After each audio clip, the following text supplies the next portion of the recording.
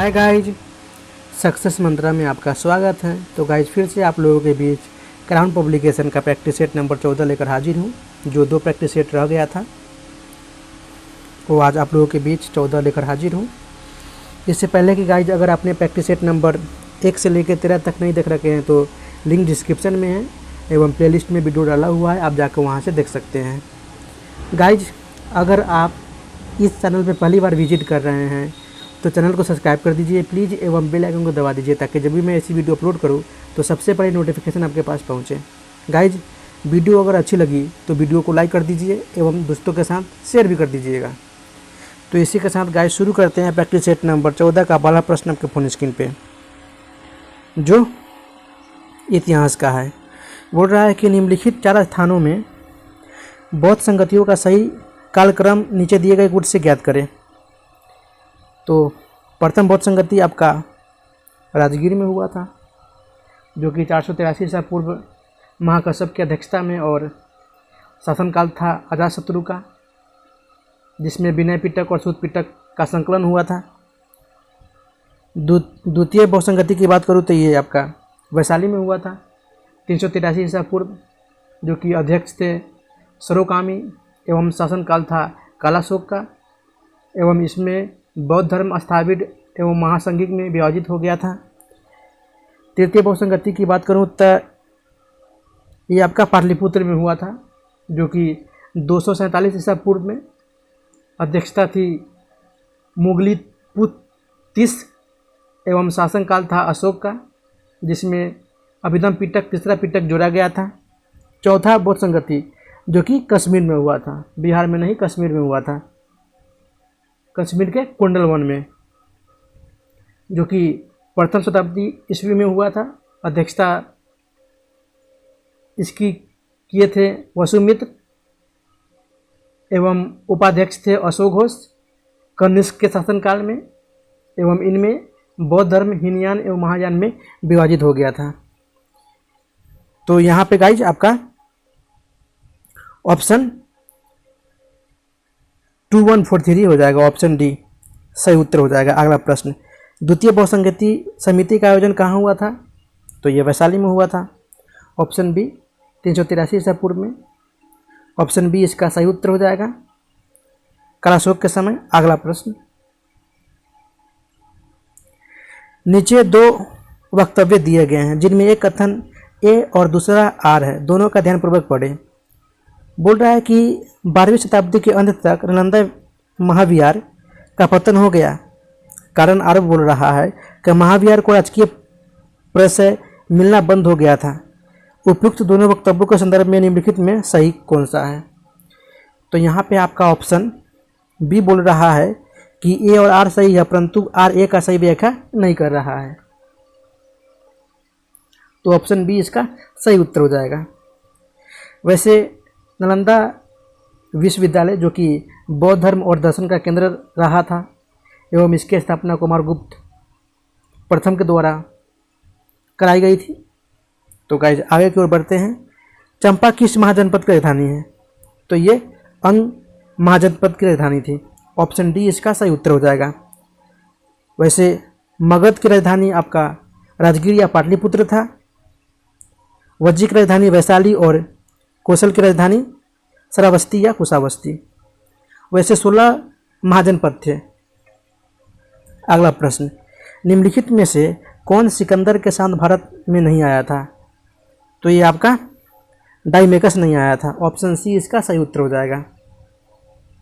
अगला प्रश्न, अभिलेख जिससे यह प्रमाणित होता है कि चंद्रगुप्त का प्रभाव पश्चिम भारत पर था। तो ये रुद्रदामन का जूनागढ़ शिलालेख से प्रमाणित होता है कि चंद्रगुप्त का प्रभाव पश्चिम भारत पर था, ऑप्शन सी इसका सही उत्तर हो जाएगा। शक महाक्षत्रप रुद्रदामन के जूनागढ़ अभिलेख, जो कि 500 ईसा से इस बात की सूचना मिलती है कि चंद्रगुप्त मौर्य ने पश्चिम भारत में संयुक्त सौराष्ट्र तक का प्रदेश जीतकर अपने प्रत्यक्ष शासन के अंतर्गत कर लिया था। अगला प्रश्न, अशोक के शासनकाल में बौद्ध सभा किस नगर में आयोजित की गई थी? तो ये पाटलिपुत्र में आयोजित की गई थी, ऑप्शन बी इसका सही उत्तर हो जाएगा। 247 ईसा पूर्व में। तो आगे की ओर बढ़ते हैं गाइज। निम्नलिखित में से किस राजवंश के शासकों के सुदूर देशों जैसे सीरिया व मिस्र के साथ राजकीय संबंध थे? तो ये मौर्य वंश के साथ। ऑप्शन सी इसका सही उत्तर हो जाएगा। अगला प्रश्न, किस अभिलेख में रुद्रदामन प्रथम की विभिन्न उपलब्धियां वर्णित है? तो वो अभिलेख है जूनागढ़। ऑप्शन ए इसका सही उत्तर हो जाएगा। वैसे इस अभिलेख से यह प्राप्त होता है कि सभी जातियों के लिए रुद्रदामन का अपना रक्षक चुना गया था एवं उसने महाक्षत्रप की उपाधि स्वयं ग्रहण की थी। अगला प्रश्न, किस शासक वंश ने मंदिरों एवं ब्राह्मणों को सबसे अधिक ग्राम अनुदान में दिया था? तो वो था गुप्त वंश। ऑप्शन ए इसका सही उत्तर हो जाएगा। चंद्रगुप्त II, जो कि एक अमात्य ने सांची में एक बौद्ध विहार का निर्माण करवाया था। इत्सिंग के अनुसार वैष्णव मातावलंबी सम्राट श्रीगुप्त ने मृग सिखावन में एक बौद्ध मंदिर बनवाया था। तो यहाँ पे आपका ऑप्शन ए सही उत्तर हो जाएगा। न्याय दर्शन को प्रचारित किया था, तो ये गौतम ने प्रचारित किया था। ऑप्शन बी इसका सही उत्तर हो जाएगा। वैसे न्याय दर्शन भारत के 6 वैदिक दर्शनों में से एक दर्शन है, जो कि न्याय सूत्र इस दर्शन का सबसे प्राचीन एवं प्रसिद्ध ग्रंथ है। जिन साधनों से हमें ज्ञात तत्वों का ज्ञान प्राप्त हो जाता है। अगला प्रश्न, अंकोर वाट का विष्णु मंदिर कहाँ स्थित है? तो ये कंबोडिया में स्थित है। ऑप्शन सी इसका सही उत्तर हो जाएगा। जो कि यह मंदिर दुनिया का सबसे बड़ा धार्मिक और हिंदू मंदिर है। यह मूल रूप से खमेर साम्राज्य के लिए भगवान विष्णु के एक हिंदू मंदिर के रूप में बनाया गया था। अगला प्रश्न, मीनाक्षी मंदिर कहाँ स्थित है? तो ये तमिलनाडु राज्य के मदुरै में स्थित है। ऑप्शन सी इसका सही उत्तर हो जाएगा। जो कि यह मंदिर हिंदू देवता शिव और पार्वती को समर्पित है। अगला प्रश्न, निम्नलिखित में से किसने खंभात में तोड़ी गई मस्जिद के पुनर्निर्माण के लिए आर्थिक सहायता प्रदान की थी? तो ये जयसिंह सिद्धराज के द्वारा। ऑप्शन बी इसका सही उत्तर हो जाएगा।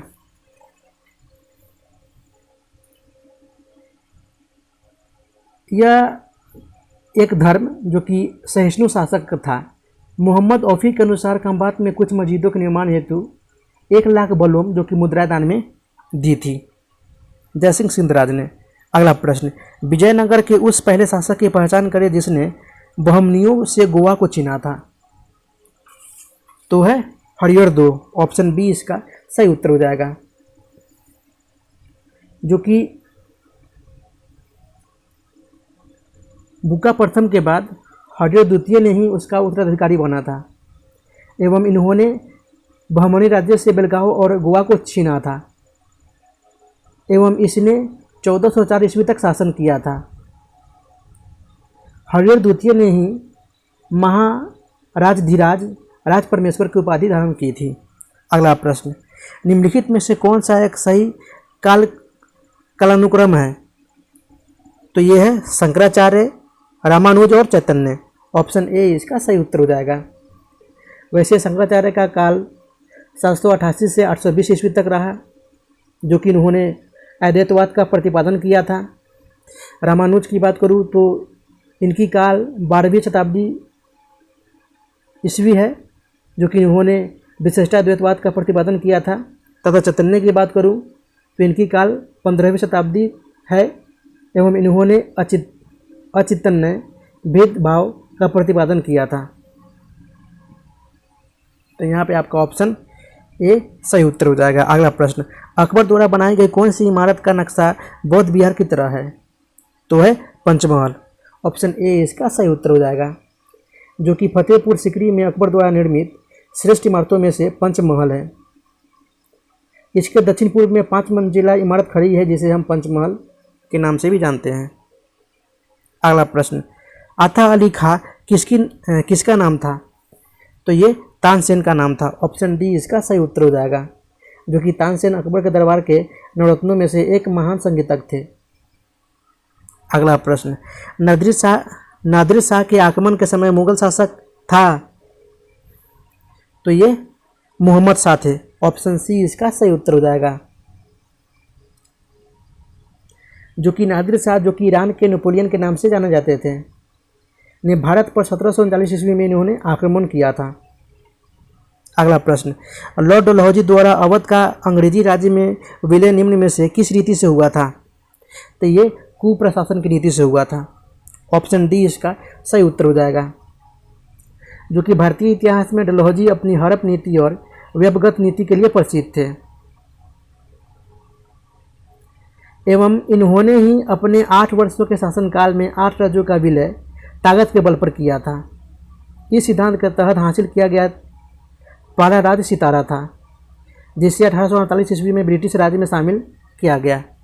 अगला प्रश्न, 1857 के विद्रोह को किस उर्दू ने देखा था?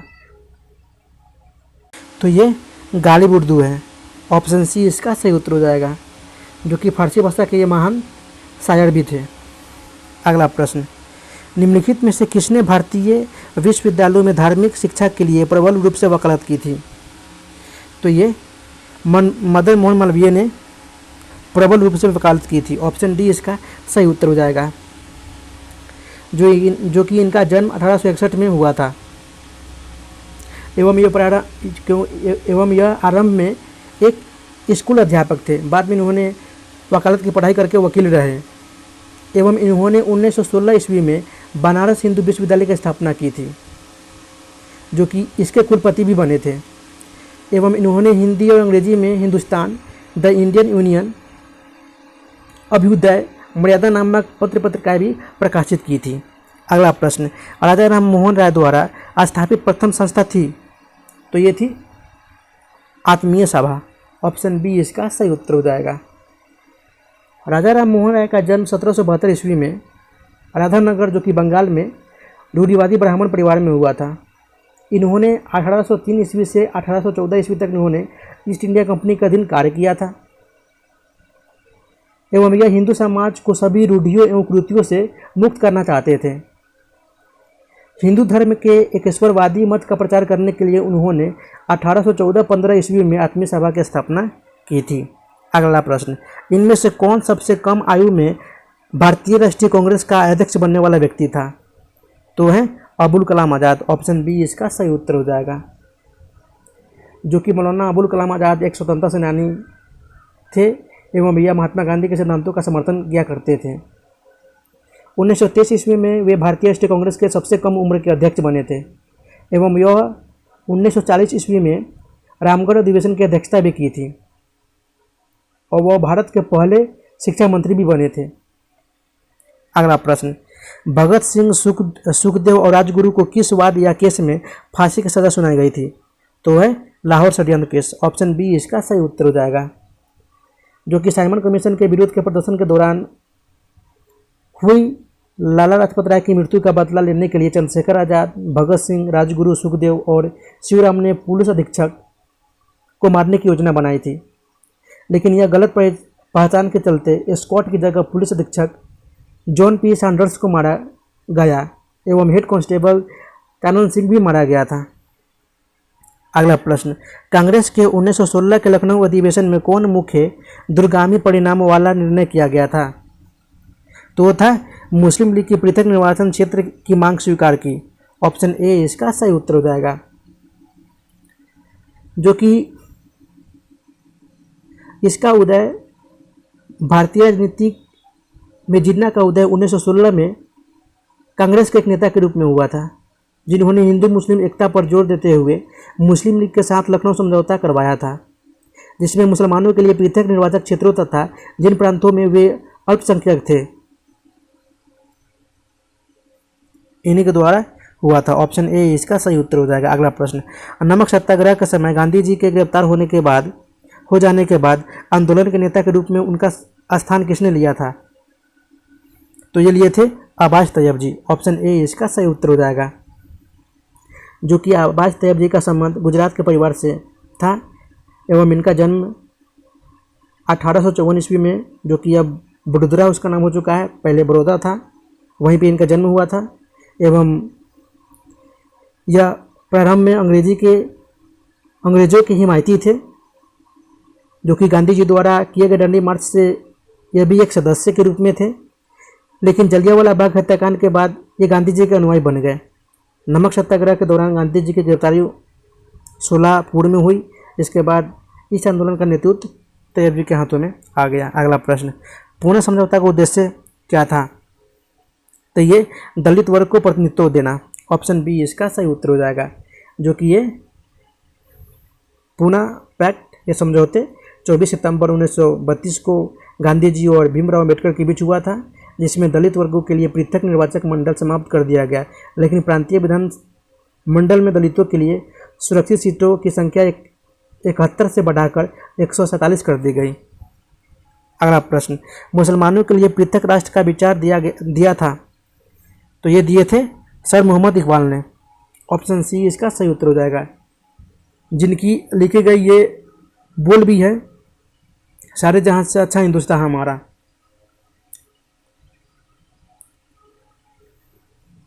एवं इन्होंने पाकिस्तान के लिए तराना ये हिंद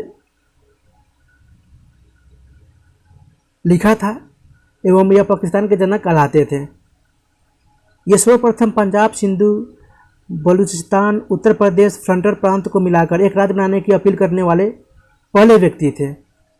1930 ईस्वी में इन्हीं के नेतृत्व में मुस्लिम लीग ने सबसे पहले भारत के विभाजन की मांग उठाई थी।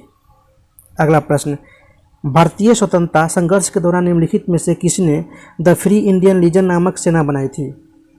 तो ये सुभाष चंद्र बोस के द्वारा बनाई गई थी। ऑप्शन सी इसका सही उत्तर हो जाएगा। सुभाष चंद्र बोस ने 1941 ईस्वी में बर्लिन में इंडियन लीजन की स्थापना की थी। 1942 में इनके द्वारा ही उत्तरी अफ्रीका के रोमेल से पकड़े गए भारतीय युद्ध बंदियों को भर्ती कर 10,000 सैनिकों का दल गठित किया गया, एवं इससे ही द फ्री इंडियन लीजन की शुरुआत हुई थी, कहा गया था। अगला प्रश्न, अंतिम सरकार 1946 में रेल मंत्रालय का कार्य कौन देखता था? तो ये आसिफ अली देखा करते थे। ऑप्शन सी इसका सही उत्तर हो जाएगा, जो कि आसिफ अली एक भारतीय स्वतंत्रता सेनानी और प्रसिद्ध भारतीय वकील थे। वे भारत से लेकर संयुक्त अमेरिका के पहले राजदूत थे।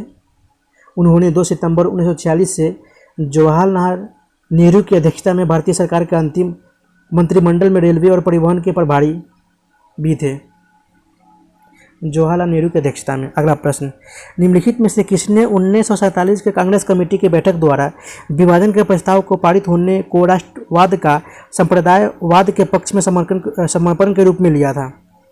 तो ये लिए थे doctor Kitchlu, doctor Saifuddin Kitchlu. Option A इसका सही उत्तर हो जाएगा, जो कि ये प्रारंभ से ही पाकिस्तान के लिए मुस्लिम लीग की मांग का विरोध कर रहे थे। 1947 ईस्वी में इन्होंने भारत के विभाजन की स्वीकृति का जोरदार विरोध किया था, एवं इन्होंने ही इसे सांप्रदायिकता के लिए राष्ट्रवाद का आत्मसमर्पण कहा था।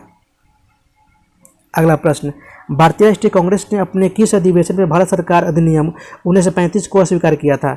तो है लखनऊ अधिवेशन 1936। ऑप्शन बी इसका सही उत्तर हो जाएगा।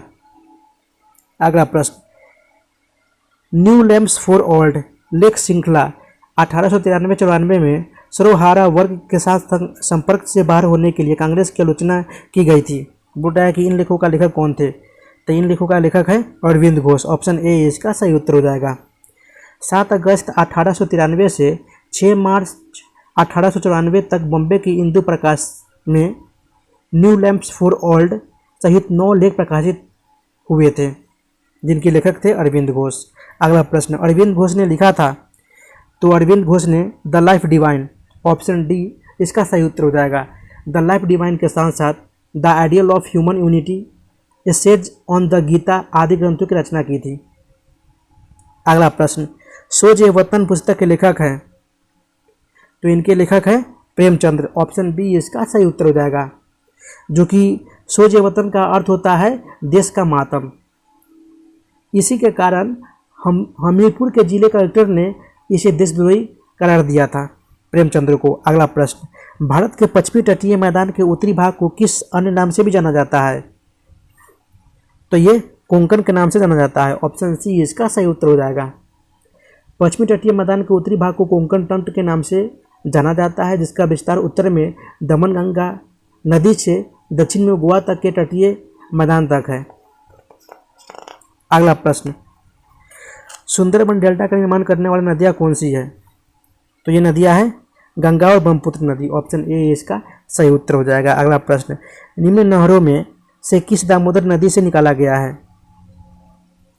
तो ये एडन नहर को दामोदर नदी से निकाला गया है। ऑप्शन बी इसका सही उत्तर हो जाएगा। सरहिंद नहर की बात करूं तो ये पंजाब राज्य के रूपनगर जिले में सतलज नदी से निकाली गई ये नहर है। बिस्ट दोआब नहर की बात करूं तो ये सतलज और ब्यास नदी के मध्य विस्तृत जलोढ़ मैदान बिस्ट दोआब के नाम से जानी जाती है, जो कि पंजाब के रोपवे से सतलज नदी से निकाली गई ये नहर है। ईस्टर्न गे नहर की बात करूं तो ये पंजाब के फिरोजपुर जिले में सतलज नदी से यह निकाली गई नहर है, जो कि फिरोजशाह जिले में उत्तरी भाग में इस नहर से सिंचाई की जाती है।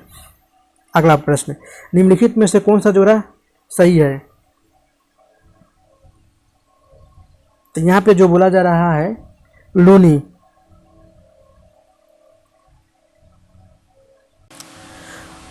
नदी जो बोल रहा है कि राजस्थान के अजमेर के समीप अरावली पहाड़ी के क्षेत्र में स्थित पुष्कर की घाटी से निकलती है।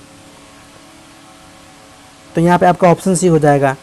इंद्रवती नदी जो कि आपका यहाँ पे झारखंड नहीं छत्तीसगढ़ के बस्तर संभाग से प्रभावित होती है, गोदावरी नदी से मिल जाती है। भीमा नदी की बात करूँ तो ये महाराष्ट्र में पश्चिमी घाट श्रेणी से भीमाश्वर से निकलती है, जो कि 841 किलोमीटर प्रभावित होकर तेलंगाना में कृष्णा नदी से मिल जाती है। तो यहाँ पे आपका महाराष्ट्र हो जाएगा। घाट प्रवाह की बात करूँ तो ये कृष्णा नदी की सहायक नदी है, जिसका अपवाह बेसिन कर्नाटक और महाराष्ट्र में है। तो यहाँ पे आपका कृष्णा नदी हो जाएगा। ऑप्शन सी इसका सही उत्तर हो जाएगा। अगला प्रश्न, भारत में सुनामी वार्निंग सेंटर अवस्थित है? तो ये हैदराबाद में अवस्थित है। ऑप्शन सी इसका सही उत्तर हो जाएगा। अगला प्रश्न, मीठे पानी की कल्पसर परियोजना अवस्थित है? तो ये गुजरात में अवस्थित है। ऑप्शन ए इसका सही उत्तर हो जाएगा। अगला प्रश्न, भारत में सर्वप्रथम खनिज तेल का कुआं खोदा गया है? तो ये दिग्भोई में खोदा गया है। ऑप्शन ए इसका सही उत्तर हो जाएगा। अगला प्रश्न, देश को कच्चे माल की आपूर्ति में रुकावट से पृथक रखने हेतु भारत ने India strategic petroleum reserve limited की स्थापना की है। इस हेतु वह 3 स्थानों पर भूमिगत स्टोरेज का निर्माण करेगा। इस स्थान को चिन्हित करिए जिसे इस हेतु चयन नहीं किया गया हो। तो है अंकलेश्वर। ऑप्शन डी इसका सही उत्तर हो जाएगा, जो कि इस India strategic petroleum reserve limited की स्थापना 2005 में की गई थी। इसके अंतर्गत मंगलुरु, विशाखापट्टनम, पादुर कर्नाटक भूमिगत सामरिक पेट्रोलियम रिजर्व बनाया गया था। ऑप्शन डी इसका सही उत्तर हो जाएगा। अगला प्रश्न, स्टील अथॉरिटी ऑफ इंडिया की स्थापना का वर्ष? तो ये 1974 है। ऑप्शन सी इसका सही उत्तर हो जाएगा। अगला प्रश्न, किस तिथि को रात और दिन बराबर होते हैं? तो ये 23 सितंबर को रात और दिन बराबर होते हैं। ऑप्शन बी इसका सही उत्तर हो जाएगा। अगला प्रश्न, निम्नलिखित युग्मों पर विचार कीजिए। क्षेत्र जो कभी कभी समाचारों में उल्लेखित होते हैं? तो यहाँ पे आपका मिंडानाओ जो कि फिलीपींस देश से संबंधित है ये समाचार पत्र। ऑप्शन सी इसका सही उत्तर हो जाएगा। तो यहाँ पे आपका कैटालोनिया जो कि स्पेन देश के समाचार पत्र है और मिंडानाओ जो कि फिलीपींस देश का समाचार पत्र है। तो यहाँ पे आपका ऑप्शन 1 और 3 सही उत्तर हो जाएगा। ऑप्शन सी केवल 1 और 3। आरोमिया की बात करूँ तो ये आपका ये इथियोपिया का क्षेत्रीय राज्य है। अगला प्रश्न, नीली नील डब्लू नाइल नदी निम्नलिखित में से किस झील से निकलती है? तो ये ताना झील से निकलती है। ऑप्शन बी इसका सही उत्तर हो जाएगा। अगला प्रश्न, स्वेज नहर जिनको जोड़ती है वे? तो ये लाल सागर को भूमध्य सागर से जोड़ती है। ऑप्शन सी इसका सही उत्तर हो जाएगा। अगला प्रश्न, मेघ गर्जन किस तथ्य या तथ्यों के कारण होता है? तो ये उच्च ताप एवं आर्द्रता के कारण होता है मेघ गर्जन। ऑप्शन बी इसका सही उत्तर हो जाएगा। अगला प्रश्न, निम्न में से कौन सा नवीनतम समझा जाता है? तो ये क्रोमैग्नन मानों को समझा जाता है। ऑप्शन बी इसका सही उत्तर हो जाएगा। अगला प्रश्न, जो कि बोल रहा है कि नीचे दिए गए कथन जिनमें एक कथन को ए तथा दूसरे को आर कहा गया है। हिंद महासागर जो कि कई बड़ी शक्तियों का सैन्य अड्डा बन गया है।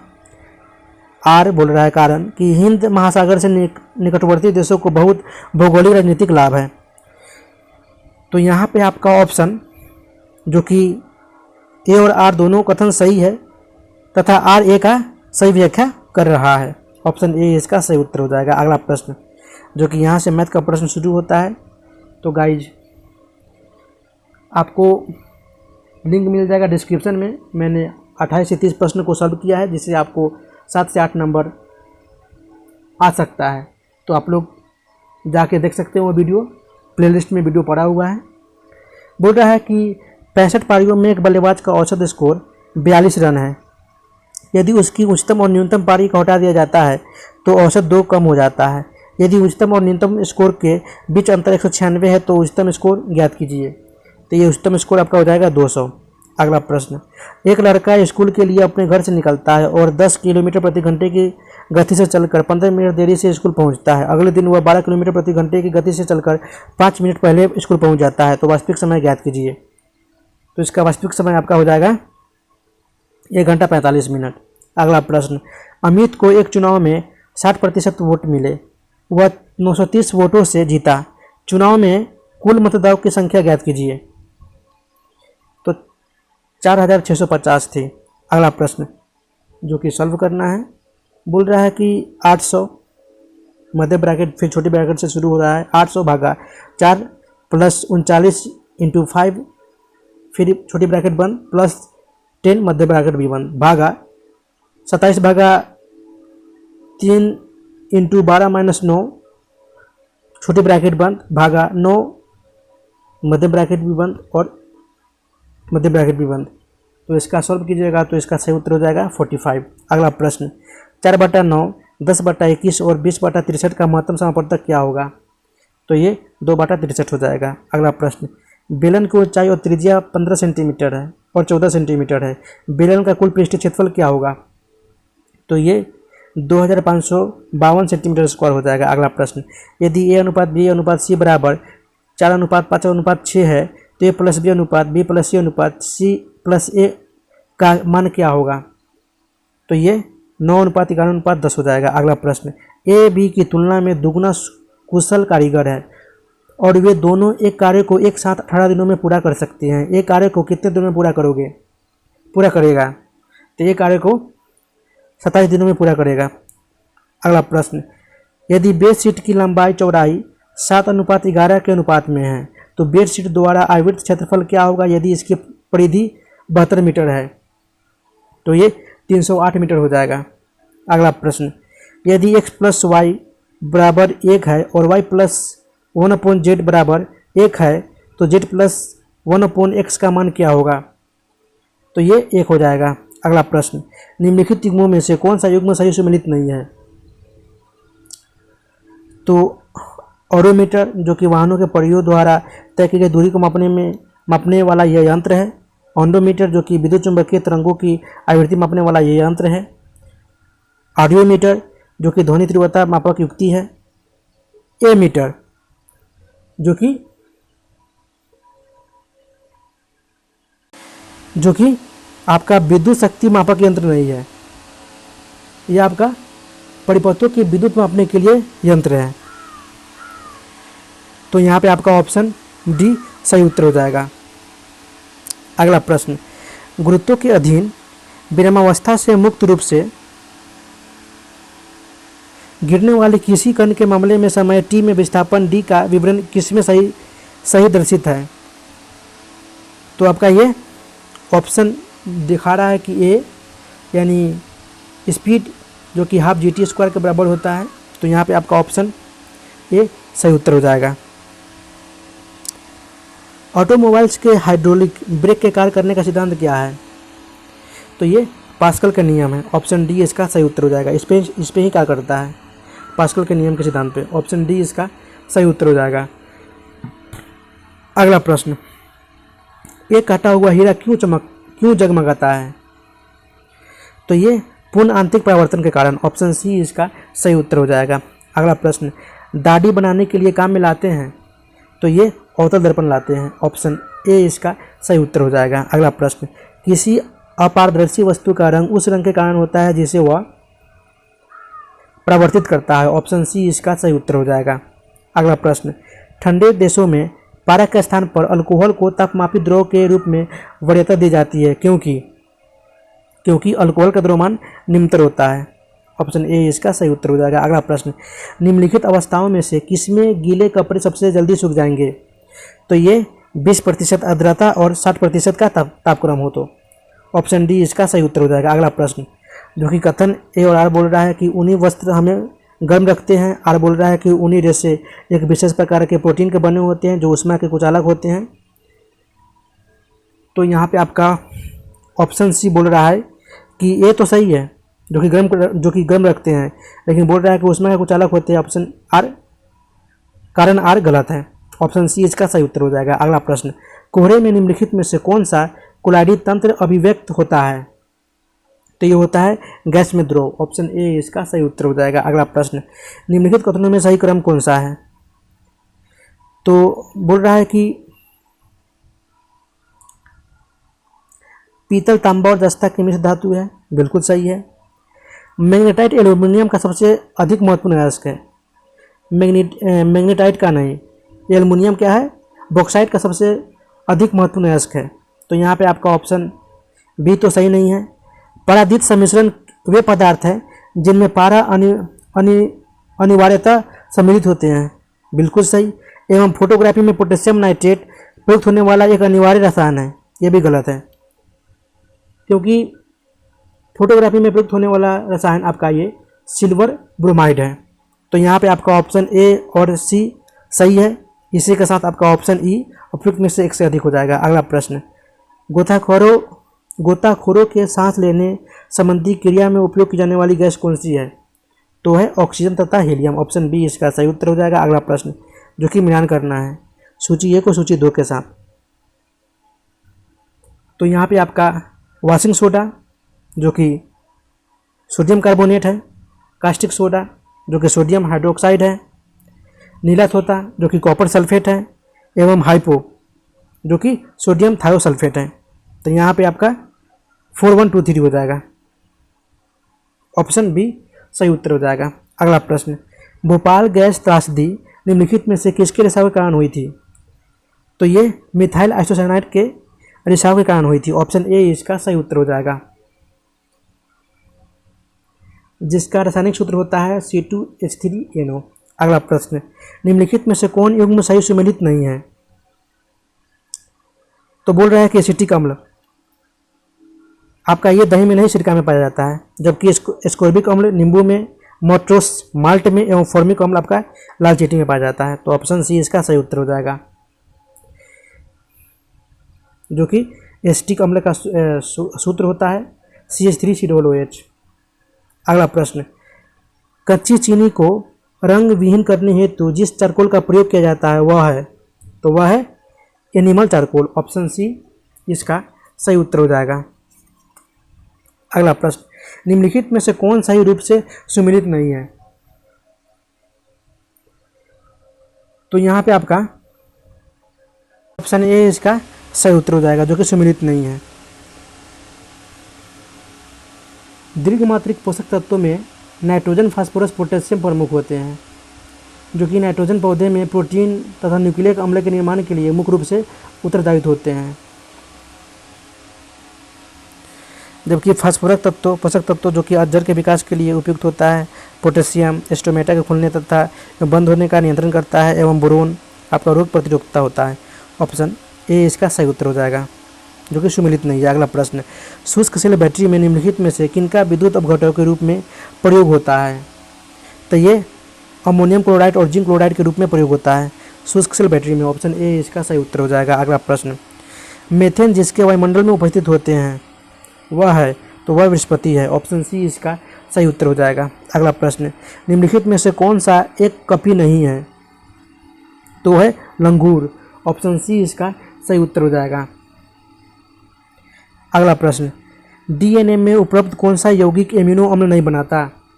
तो ये टाइरोसिन नहीं बनाता। ऑप्शन बी इसका सही उत्तर हो जाएगा। अगला प्रश्न, मनुष्य के शरीर में पसलियों के कितने जोड़े होते हैं? तो ये 12 जोड़े होते हैं। ऑप्शन ए इसका सही उत्तर हो जाएगा, क्योंकि मनुष्य में पसलियों की संख्या 24 होती है। अगला प्रश्न, निम्नलिखित में से कौन अधिकतम कुशलतापूर्वक और सौर ऊर्जा को रसायन ऊर्जा में परिवर्तित करता है? तो ये क्लोरेला करता है। ऑप्शन ए इसका सही उत्तर हो जाएगा। अगला प्रश्न, निम्नलिखित युग्मों में कौन सम्मिलित नहीं है? तो यहाँ पे आपका थायमिन जो कि बेरी से संबंधित है, विटामिन डी सूखा रोग, विटामिन के वृद्धापन, जो कि विटामिन के की कमी से रक्त का थक्का नहीं बनता। तो यहाँ पे आपका ऑप्शन सी जो कि सम्मिलित नहीं है, जबकि नियासिन आपका पेलग्रा रोग से संबंधित है। तो ऑप्शन सी इसका सही उत्तर हो जाएगा। अगला प्रश्न, मानव शरीर में निम्नलिखित हार्मोनों में से कौन सा रक्त कैल्शियम और फॉस्फेट को विनियमित करता है? तो करता है परावटु, जो कि पैराथाइराइड हार्मोन। ऑप्शन सी इसका सही उत्तर हो जाएगा। अगला प्रश्न, मस्तिष्क तथा मेरुरज्जु पर चढ़ी झिल्ली में सूजन आ जाने से होने वाला रोग कौन सा होता है? तो ये होता है मेनिंजाइटिस। ऑप्शन डी इसका सही उत्तर हो जाएगा, जो कि एक वायरस जनित रोग है।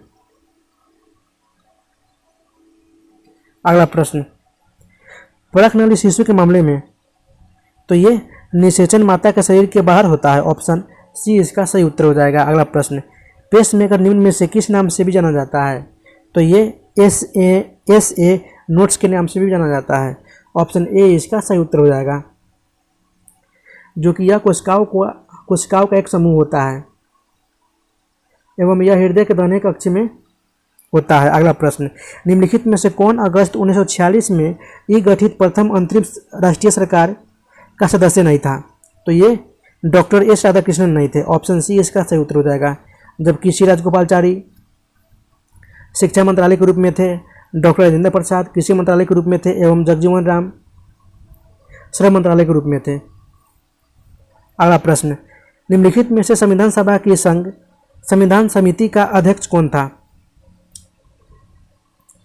तो संविधान सभा की संघ समिति का अध्यक्ष थे जवाहरलाल नेहरू। ऑप्शन सी इसका सही उत्तर हो जाएगा। एवं संघ शक्ति समिति का अध्यक्ष थे संघ शक्ति समिति के अध्यक्ष थे जवाहरलाल नेहरू। भारतीय संविधान का निर्माण समिति प्रणाली के आधार पर किया गया था, जो कि समिति प्रणाली का आरंभ मॉन्टेग्यू जेम्सफोर्ड सुधार अधिनियम के द्वारा हुआ था। अगला प्रश्न, कोएल्हो केस भारत के संविधान की किस अनुसूची से संबंधित है? तो ये 9वीं अनुसूची से संबंधित है। ऑप्शन सी इसका सही उत्तर हो जाएगा, जो कि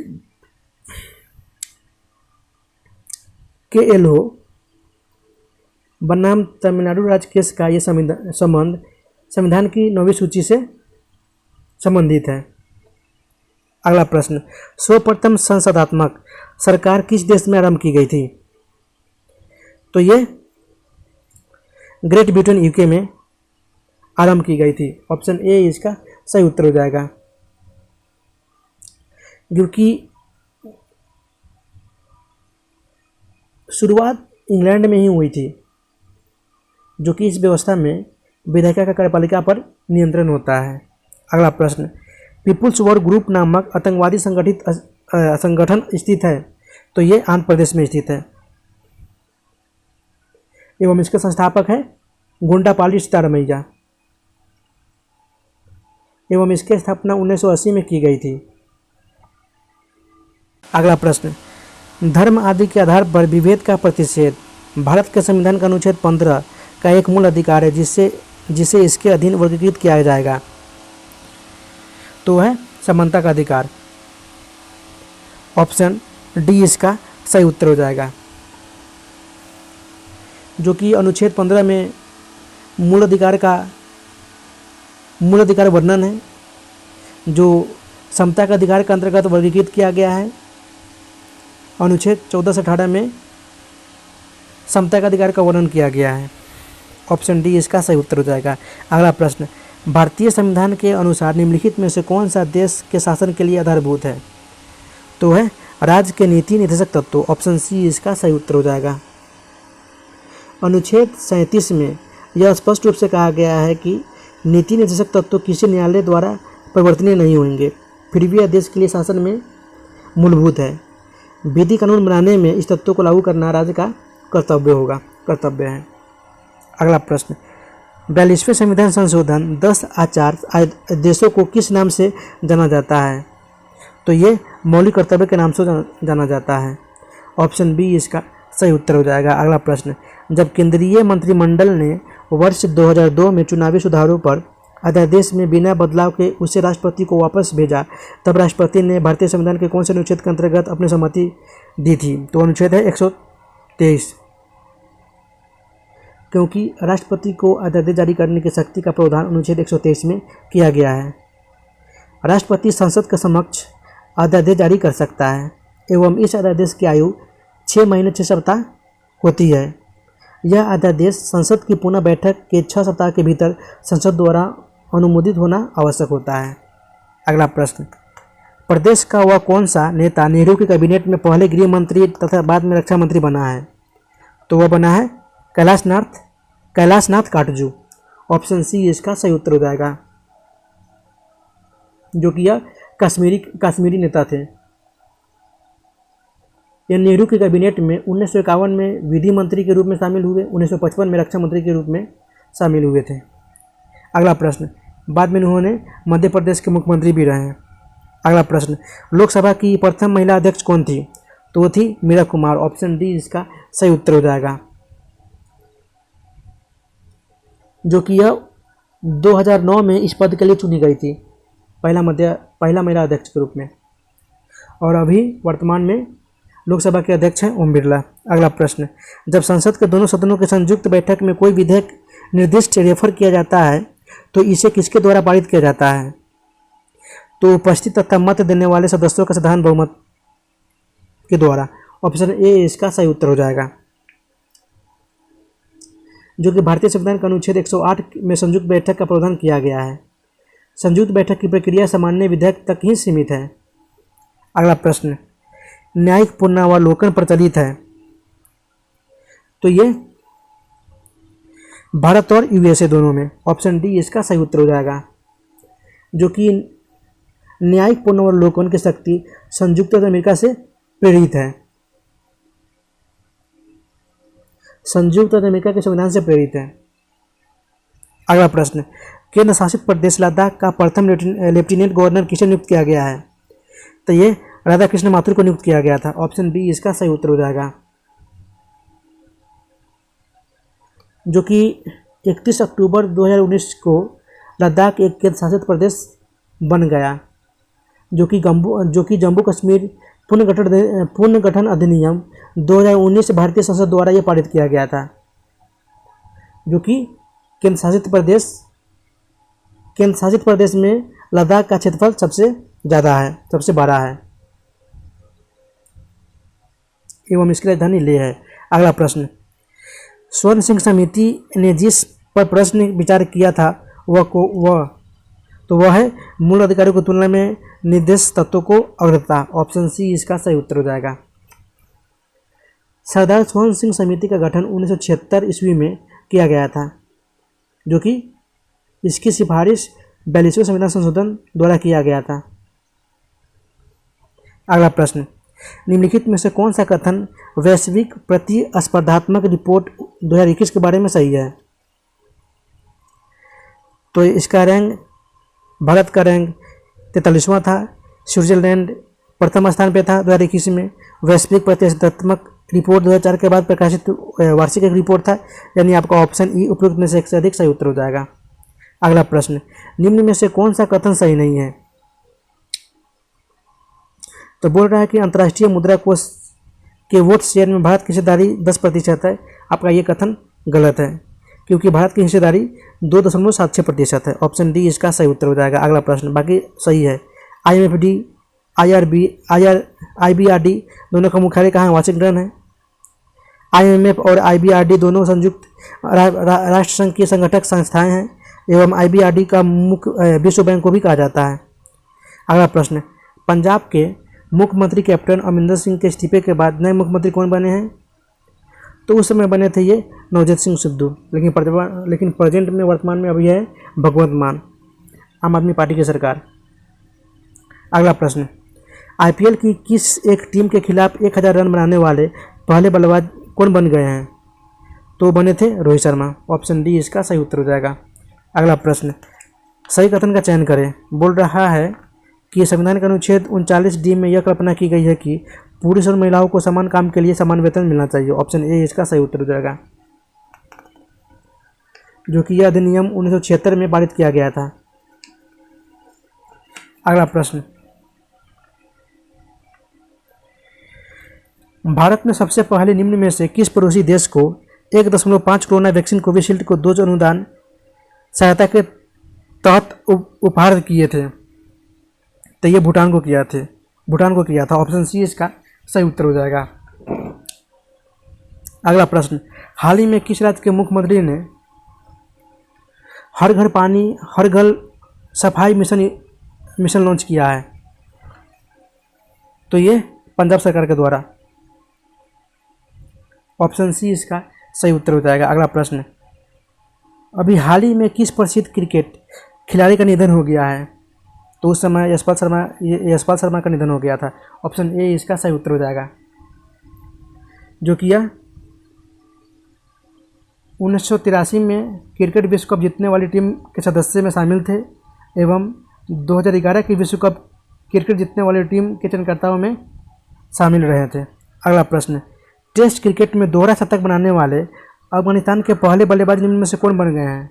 तो बन गए हैं हशमतुल्लाह शाहिदी। ऑप्शन बी इसका सही उत्तर हो जाएगा। अगला प्रश्न, विश्व प्रवासी पक्षी दिवस वर्ल्ड माइग्रेटरी बर्ड डे निम्न में से किस दिन मनाया जाता है? तो ये 8 मई को मनाया जाता है।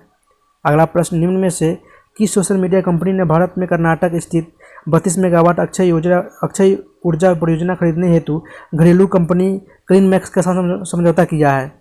तो ये फेसबुक के साथ। ऑप्शन ए इसका सही उत्तर हो जाएगा। अगला प्रश्न, सुप्रीम कोर्ट ने 2018 में महाराष्ट्र सरकार द्वारा दिए गए निम्न में से किस आरक्षण को खारिज कर दिया है?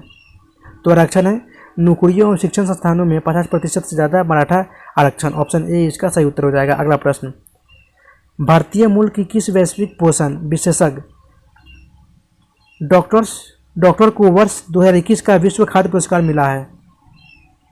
तो ये मिला है डॉक्टर शकुंतला हरक सिंह थिलस्टेट को। ऑप्शन ए इसका सही उत्तर हो जाएगा। अगला प्रश्न, निम्न में से किस मंत्रालय ने युवा लेखकों को प्रशिक्षित करने के लिए युवा प्रधानमंत्री योजना की शुरुआत की है? तो ये शिक्षा मंत्रालय के द्वारा। ऑप्शन ए इसका सही उत्तर हो जाएगा। अगला प्रश्न, राजस्थान में मरुस्थलीकरण कम करने के लिए बांस वृक्ष लगाने की खादी एवं ग्रामोद्योग आयोग की तरफ से कौन सी योजना चलाई गई है? तो योजना थी बोल्ड योजना। ऑप्शन सी इसका सही उत्तर हो जाएगा। अगला प्रश्न, निम्न में से किस देश की भारोत्तोलक लॉरेल हबर्ड ओलंपिक के लिए चुनी गई पहली ट्रांसजेंडर एथलीट बन गई है? तो ये बनी थी न्यूजीलैंड की। ऑप्शन बी इसका सही उत्तर हो जाएगा। अगला प्रश्न, कौन सी महिला तैराक ओलंपिक के लिए क्वालिफाई करने वाली भारत की पहली तैराक बन गई है? तो बनी है माना पटेल। ऑप्शन डी इसका सही उत्तर हो जाएगा। अगला प्रश्न, संयुक्त राष्ट्र की एक रिपोर्ट के अनुसार वर्ष 2020 में विश्व में कितनी जनसंख्या कुपोषण का शिकार हुई थी? तो ये 10% हुई थी। ऑप्शन बी इसका सही उत्तर हो जाएगा। अगला प्रश्न, राष्ट्रीय प्रसारण दिवस नेशनल ब्रॉडकास्टिंग डे निम्न में से किस दिन मनाया जाता है? तो ये 23 जुलाई को मनाया जाता है। ऑप्शन सी इसका सही उत्तर हो जाएगा। अगला प्रश्न, प्रधानमंत्री नरेंद्र मोदी ने हाल ही में किस डिजिटल पेमेंट मोड को लॉन्च किया है? तो है यूपी को। ऑप्शन ए इसका सही उत्तर हो जाएगा। अगला प्रश्न, हाल ही में किस राज्य सरकार ने शैक्षणिक संस्थानों को वर्ष 2021-22 से नई राष्ट्रीय शिक्षा नीति 2020 लागू करने का आदेश जारी किया है? तो ये पंजाब में जारी किया गया है। ऑप्शन सॉरी गाइज, कर्नाटक में किया गया है। ऑप्शन सी इसका सही उत्तर हो जाएगा। अगला प्रश्न, हाल ही में भारत सरकार ने प्रतिवर्ष किस तारीख को विभाजन विभीषिका स्मृति दिवस के रूप में आयोजित करने की घोषणा की है? तो ये 14 अगस्त को। ऑप्शन सी इसका सही उत्तर हो जाएगा। अगला प्रश्न, बिहार का पहला फोरेंसिक साइंस डिपार्टमेंट खोलने का प्रस्ताव रखा गया है, यह किस जिले में खुलेगा? तो ये भोजपुर जिले में खुलेगा। ऑप्शन बी इसका सही उत्तर हो जाएगा। अगला प्रश्न, by many a happy accident recollections of a life के लेखक कौन है? तो इसके लेखक है मोहम्मद आमिद अंसारी। ऑप्शन बी इसका सही उत्तर हो जाएगा। अगला प्रश्न, बिहार किस राज्य सरकार ने कोविड-19 में पति को खोने वाली महिलाओं को मदद करने के लिए मिशन वात्सल्य नामक एक विशेष मिशन लॉन्च किया है? तो ये महाराष्ट्र सरकार के द्वारा महिलाओं की मदद के लिए, जिन्होंने पति को खो दिया है, उनके लिए मिशन वात्सल्य नामक एक विशेष मिशन को लॉन्च किया गया है। ऑप्शन ए इसका सही उत्तर हो जाएगा। अगला प्रश्न, निम्नलिखित में से किस खिलाड़ी का संबंध हॉकी से नहीं है? तो खिलाड़ी है अमित पंघाल, क्योंकि इनका संबंध बॉक्सिंग से है। ऑप्शन डी इसका सही उत्तर हो जाएगा। अगला प्रश्न, बिहार में लीची अनुसंधान केंद्र कहाँ है? तो ये मुजफ्फरपुर के मुसहरी में है। ऑप्शन ए इसका सही उत्तर हो जाएगा। अगला प्रश्न, भारत का पहला नगर निगम कौन सा था? तो था मद्रास। ऑप्शन सी इसका सही उत्तर हो जाएगा। अगला प्रश्न, निम्नलिखित में से कौन सा सुमेलित नहीं है? तो आर्टिकल 352 जो कि राष्ट्रीय आपातकाल 352 से 307 तक है, आर्टिकल 368 जो कि संविधान संशोधन से है, आर्टिकल 356 जो कि राज्य में आपातकाल राष्ट्रपति शासन से है, आर्टिकल 358 जो कि देश में वित्तीय आपातकाल से संबंधित नहीं है। आपका ये आपात के दौरान अनुच्छेद 19 के बंदों से निलंबित से संबंधित है, जो कि देश में वित्तीय आपातकाल आपका ये 360 से संबंधित है। तो यहाँ पे आपका ऑप्शन डी सही उत्तर हो जाएगा। अगला प्रश्न, निम्नलिखित में से किस महिला पायलट का संबंध बिहार से है? तो है भावना कांत का संबंध। ऑप्शन ए इसका सही उत्तर हो जाएगा। अगला प्रश्न, हाल ही में जारी SDG इंडिया इंडेक्स 2021 के अनुसार बिहार में सड़क दुर्घटना में मृत्यु दर प्रति आबादी 1 लाख पर कितनी है? तो 1 लाख पे 6 है। ऑप्शन डी इसका सही उत्तर हो जाएगा। अगला प्रश्न, अंतर्राष्ट्रीय डेब्यू मैच में हैट्रिक लेने वाले ऑस्ट्रेलिया के गेंदबाज नाथन एलिस के साथ किस आईपीएल टीम ने करार दिया है? तो ये पंजाब किंग्स ने दिया है। ऑप्शन डी इसका सही उत्तर हो जाएगा। अगला प्रश्न, भारतीय नौसेना ने किस देश की नौसेना के बीच समुद्री सहयोग और संपर्क को बढ़ावा देने के लिए प्रयासों के तहत दक्षिण चीन सागर में पैसेज अभ्यास किया है? तो किया है वियतनाम। देश की नौसेना के बीच समुद्री सहयोग और संपर्क को बढ़ावा देने के लिए। ऑप्शन ए इसका सही उत्तर हो जाएगा। अगला प्रश्न, निम्न में से किस पत्रकार लेखक को उनके उपन्यास द सिटी एंड द सी के लिए तीसरे रविन्द्रनाथ टैगोर साहित्य पुरस्कार से सम्मानित किया गया है? तो ये राजकमल झा को सम्मानित किया गया है। ऑप्शन ए इसका सही उत्तर हो जाएगा। अगला प्रश्न, राज्य सरकार ने 2019-20 में जलवायु अनुकूलित कृषि हेतु पायलट योजना की शुरुआत की है। निम्न में से किस जिले का संबंध इस योजना से है? तो पुराना करंट अफेयर्स है, फिर भी इसका सही उत्तर हो जाएगा पूर्णिया। ऑप्शन डी इसका सही उत्तर हो जाएगा। वर्ष 2019-20 में सामाजिक सेवाओं के 3 मुख्य शीर्षों के व्यय, जिसमें खेल, शिक्षा एवं संस्कृति पर कितने करोड़ रुपए व्यय किया गया है? तो ये 26,353 करोड़ रुपए खर्च किया गया है। अगला प्रश्न, हाल ही में बिहार के किस जिले में इथेनॉल प्लांट लगाने की घोषणा की गई है? तो ये सुपौल में लगाने की घोषणा की गई है। ऑप्शन बी इसका सही उत्तर हो जाएगा। अगला प्रश्न, बिहार के कौन से 2 जिले झारखंड से सीमा बनाते हैं? तो है बांका और जमुई। ऑप्शन ए इसका सही उत्तर हो जाएगा। अगला प्रश्न, विक्रमशिला गंगा डॉल्फिन अभयारण्य बिहार के किस जिले में स्थित है? तो ये भागलपुर जिले में स्थित है। ऑप्शन सी इसका सही उत्तर हो जाएगा। अगला प्रश्न, वन्य जीव संरक्षण के क्षेत्र में अदम्य साहस दिखाने वाले को कौन सा पुरस्कार दिया जाता है? तो ये अमृता देवी बिश्नोई पुरस्कार दिया जाता है। ऑप्शन सी इसका सही उत्तर हो जाएगा। अगला प्रश्न, निम्नलिखित में से कौन सा नाटक जिसमें नायक जारूदत्त, नायिका वसंत सोना, राजा ब्राह्मण, जुआरी व्यापारी, वैश्या चोर, दुर्ददास का वर्णन है? तो ये आपका ये मिक्स कटकम में। ऑप्शन ए इसका सही उत्तर हो जाएगा। अगला प्रश्न, आईसीसी पुरुष T20 क्रिकेट विश्व कप 2021 में कितनी टीम खेलेगी? तो कुल 16 टीमें खेलेगी। जो कि गुजरात टाइटन और लखनऊ जायंट्स, ये दोनों टीम को शामिल किया गया था। बिहार के शिक्षा मंत्री निम्नलिखित में से कौन है? तो ये उस समय थे विजय कुमार चौधरी। अगला प्रश्न, टोक्यो पैरालंपिक में पदक जीतने वाले मरियप्पन थंगावेलु और शरद कुमार किस खेल से जुड़े हुए हैं? तो ये ऊंची कूद से खेल से जुड़े हुए थे। एवं इस प्रैक्टिस सेट क्लास प्रश्न, अंतर्राष्ट्रीय क्रिकेट परिषद ICC ने अंतर्राष्ट्रीय क्रिकेट में डेब्यू करने वाली उम्र क्या निर्धारित की है? तो ये 15 साल की उम्र निर्धारित की है। तो ऑप्शन ए इसका सही उत्तर हो जाएगा।